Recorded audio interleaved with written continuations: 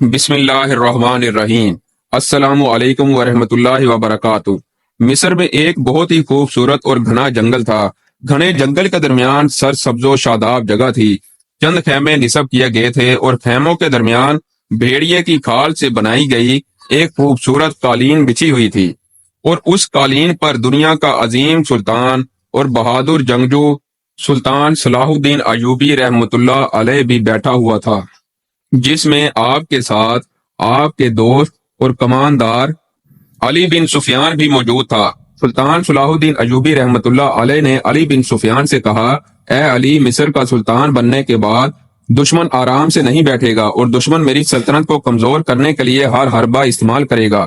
سلطان نے علی بن سفیان سے کہا، اے علی، تم آنے والے وقت میں مصر کی سلطنت کو لاحق ہونے والے خطرات کے بارے میں ایک فہرست تیار کرو تاکہ میں ان خطرات سے نمٹنے کے لیے اقدامات کر سکوں۔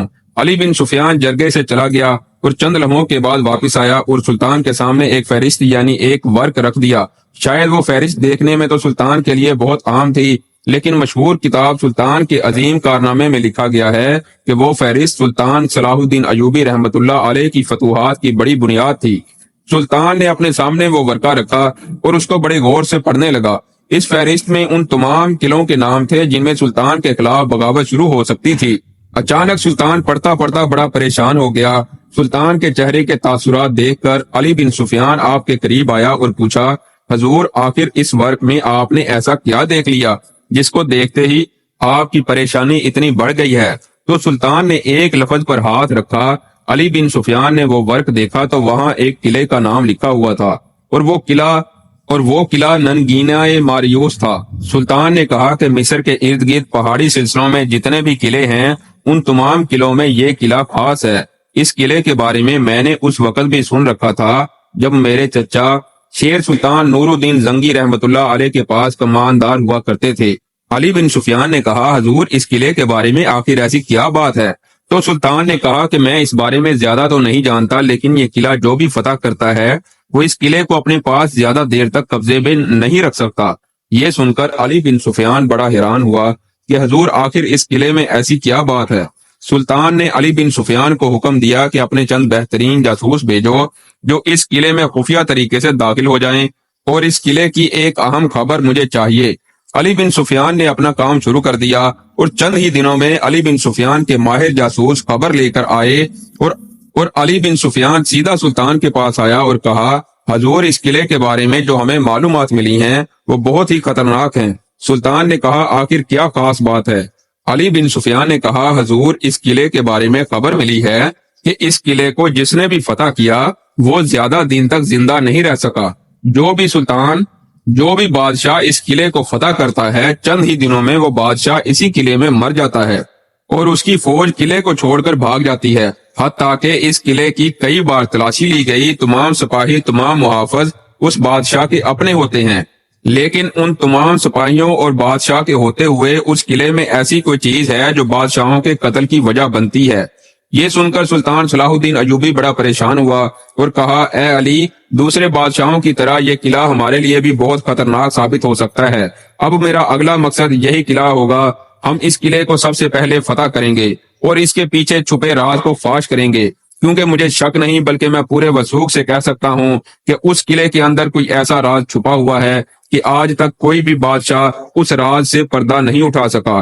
آخر اس قلعے میں ایسا کیا ہوتا ہے کہ چند دنوں میں فاتح بادشاہ قتل ہو جاتا ہے اور سپاہی فتح کیا ہوا قلعہ چھوڑ کر بھاگ جاتے ہیں؟ اس کے پیچھے بہت بڑا راز ہے اور یہ راز اس قلعے کو فتح کرنے کے بعد ہی فاش ہوگا۔ علی بن سفیان نے سلطان کو کہا، حضور، ایسا خطرہ مول لینے کی ضرورت نہیں۔ اگر اس قلعے میں ہماری سلطنت کے خلاف کوئی بغاوت شروع ہوئی تو بغاوت کے سر اٹھانے سے پہلے ہی ہم اس کو کچل دیں گے۔ لیکن سلطان نے کہا، نہیں، اس قلعے کو فتح کرنے کے بعد ہی میں سکون سے بیٹھوں گا۔ سلطان نے علی بن سفیان کو کہا کہ تم اپنے جاسوس کسی بھی طریقے سے دوبارہ اس قلعے میں بھیجو جو اس قلعے کے اندر خفیہ طریقے سے داخل ہو جائیں اور اپنی اپنی جگہ سنبھال لیں، اور قلعے میں داخل ہونے کے لیے وقت آنے پر وہ ہماری مدد کریں گے۔ علی بن سفیان سلطان کو منع کرتا رہا کہ سلطان معظم، وہ قلعہ بہت ہی خطرناک اور پر اسرار ہے، اس کو فتح کرنے میں جان بھی جا سکتی ہے، لیکن سلطان اپنی بات پر بضد رہا۔ چند دنوں کے بعد سلطان صلاح الدین ایوبی رحمۃ اللہ علیہ اپنا لشکر لے کر اس قلعے پر حملہ آور ہو گئے۔ اور علی بن سفیان کے بھیجے ہوئے جاسوسوں کی مدد سے سلطان بآسانی اس قلعے کے اندر داخل ہو گئے اور اس قلعے کو فتح کر لیا۔ قلعے کو فتح کرنے کے بعد سلطان صلاح الدین ایوبی رحمت اللہ علیہ نے علی بن سفیان کو کہا کہ اپنے بہترین سپاہی قلعے کی حفاظت پر مامور کر دو، اور آج رات میں اس قلعے کے اندر گزاروں گا اور اس رات سے پردہ اٹھاؤں گا کہ آخر اپنے معاوضوں کے باوجود بادشاہ قتل کیوں ہو جاتے ہیں۔ علی بن سفیان نے کہا، حضور یہاں رکنے کے لیے میں تیار ہوں، آپ اپنی قیام گاہ کی طرف چلے جائیں۔ لیکن سلطان نے انکار کرتے ہوئے کہا کہ اس رات سے میں خود ہی پردہ اٹھاؤں گا۔ سلطان صلاح الدین ایوبی رحمت اللہ علیہ قلعے کے مرکزی کمرے کے اندر آرام کرنے کے لیے چلے گئے۔ علی بن سفیان بھی سلطان کے ساتھ رک گیا۔ سلطان سوئے ہوئے تھے کہ اچانک سلطان کو محسوس ہوا کہ کوئی چیز ایسی ہے جو کمرے کے اندر داخل ہوئی ہے۔ سلطان مسلسل سونے کا ناٹک کر رہا تھا، لیکن وہ چیز اتنی تیزی سے آئی کہ سلطان کی آنکھیں کھلتے ہی دوبارہ غائب ہو گئی۔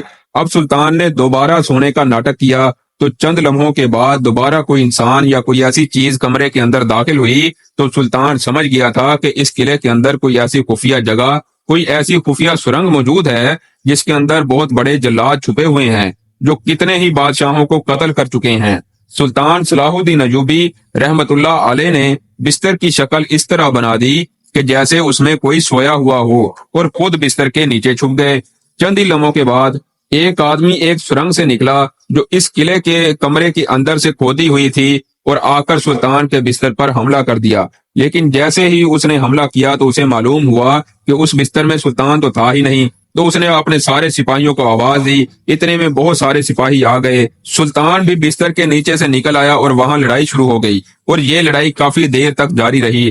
ترکی کی کتاب میں لکھا گیا ہے کہ کبھی کسی دشمن نے سلطان کو اتنا نہیں تھکایا تھا جتنا ان جلادوں نے۔ یہ خاص قسم کے انسان تھے جو سپاہیوں سے زیادہ طاقتور تھے۔ سلطان نے تمام جلادوں کو موت کے گھاٹ اتار دیا، اور پھر سلطان صلاح الدین ایوبی رحمت اللہ علیہ اس سرنگ کے اندر سپاہیوں کے ساتھ چلے گئے تو وہ سرنگ قلعہ کے مرکزی کمرے کے نیچے کھودی ہوئی تھی، اور اس میں وہ جلاد کافی عرصے سے چھپے ہوئے تھے۔ اس سرنگ میں ان کے کافی خطرناک ہتھیار موجود تھے۔ جو بھی اس قلعے کو فتح کرتا وہ جلاد رات کو آ کر اس کمرے میں اس بادشاہ یا اس کے کمانداروں کو قتل کر دیتے، اور اس خوف کی وجہ سے وہ بادشاہ اس قلعے کو چھوڑ کر بھاگ جاتے، اور اسی وجہ سے کئی سالوں تک ان جلادوں نے قلعے پر بآسانی قبضہ کر رکھا تھا، اور اس قلعے کی وجہ سے کئی بادشاہ اپنی جان سے ہاتھ دھو بیٹھے تھے۔ لیکن یہ سلطان تھا جس نے اپنی ذہانت سے اور جان پر کھیل کر ان کو موت کے گھاٹ اتار دیا۔ اور اگر سلطان بھی دوسرے بادشاہوں کی طرح پرسکون نیند سو جاتا تو وہ جلاد سلطان کو بھی ہمیشہ ہمیشہ کے لیے سلا دیتے۔